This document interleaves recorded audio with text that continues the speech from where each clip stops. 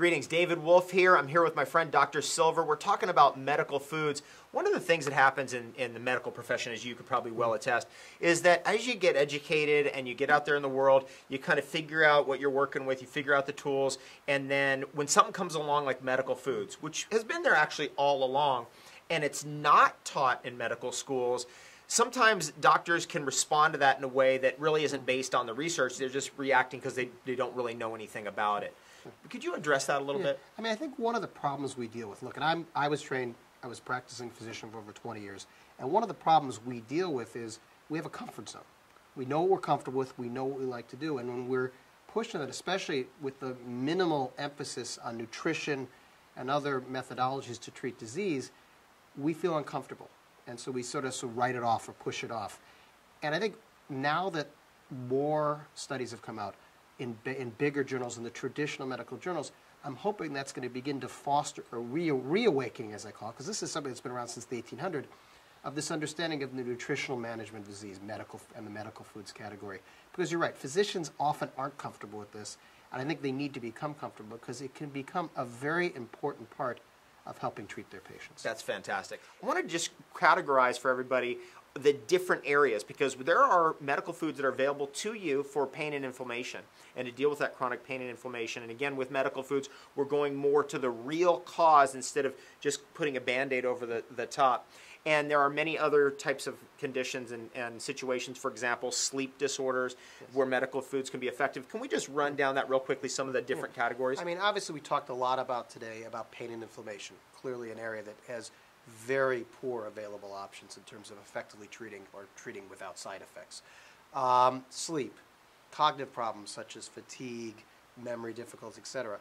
But now we're even looking into some new areas. We're about to publish a study on PTSD, looking at people who served in the Gulf War who suffer from severe PTSD. PTSD is a condition where your body's basically, your neurologic system's on constant overdrive. So you can imagine you're going to use up a lot of these brain chemicals, these neurotransmitters, and you go sort of on this burnout phase. It's like an anxiety, right? Well, it just keeps going. It's the sympathetic nervous system, which is your fight or flight system that's on constant overdrive, and you're just using up these neurotransmitters and the amino acids you need to make them.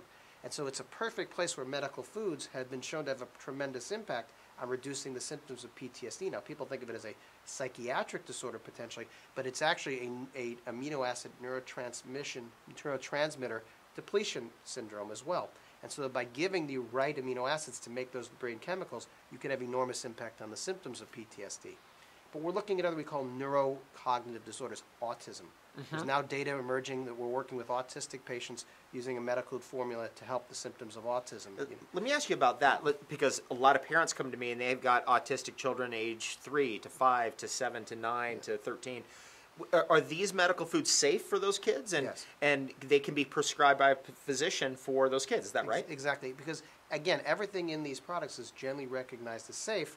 You're not worried about the side effect profile, because these are, the core of these are amino acids. You know, the building blocks of our proteins, the building blocks of these brain chemicals that we need. And by targeting the deficiencies that these autistic kids have, we can potentially help the symptoms. And there's preliminary data that's come out showing that these have been very effective in treating Parkinson's disease, Alzheimer's, ALS, Lou Gehrig's disease.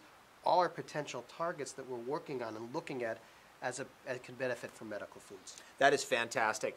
And these are incredible categories where you can get choices to help you deal with your conditions. And again, a lot of athletes, a lot of folks are dealing with arthritic pain, a lot of folks are dealing with chronic pain due to injuries, and have kind of run through the pharmaceuticals. I mean, those are the people coming to me, and they're actually coming in the hundreds of thousands. So I want you to all know that instead of pharmaceuticals and even beyond nutrition is this in-between area that has tremendous support and research behind it, which is medical foods. And that's I think, where we can start to bridge some of the folks over who've been only using nutrition, and also bridge some of the folks over who've only been using pharmaceuticals, and we meet somewhere in the middle. It's a very exciting area. This is Dr. David Silver. Again, you can reach him online, find out more about medical foods, tmedpharma.com. Yes.